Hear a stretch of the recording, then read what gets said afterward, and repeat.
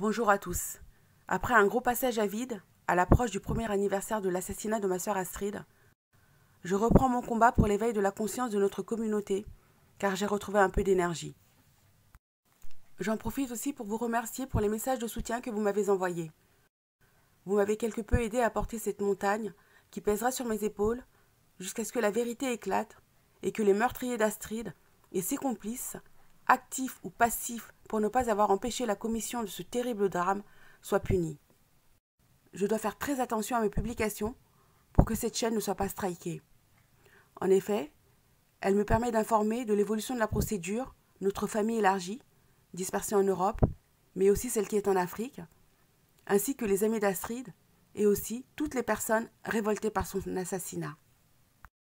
Pour ce qui est de l'actualité que tout le monde connaît et subit, c'est de constater que nous vivons une expérience d'ingénierie sociale à très grande échelle, carrément au niveau mondial, pour nous forcer à entrer dans une nouvelle réalité, adopter de nouveaux comportements, se masquer, s'injecter régulièrement.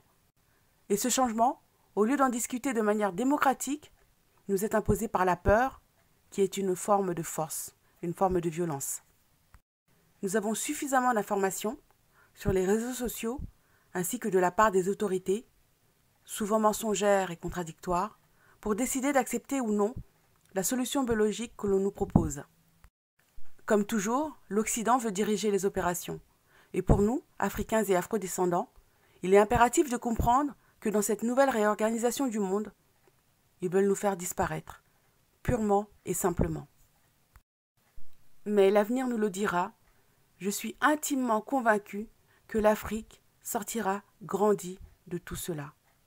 Elle retrouvera le rang qu'elle n'aurait jamais dû perdre. C'est pourquoi je continuerai à publier des vidéos axées essentiellement sur la restauration et la fortification de notre identité, car notre génération et celle de nos enfants, que nous soyons en diaspora ou sur la terre-mère, devons prendre notre part dans le combat, qui pour la libération politique, qui pour la libération matérielle, qui pour la libération spirituelle. Moi, j'ai choisi la libération mentale.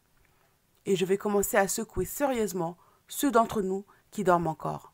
Et comme toujours, si ces thématiques identitaires centrées sur la communauté noire vous intéressent, abonnez-vous à ma chaîne, partagez mes vidéos, mettez des pouces et des commentaires pour en améliorer le référencement et activez la cloche de notification pour être informé de la publication de mes nouvelles vidéos. Merci.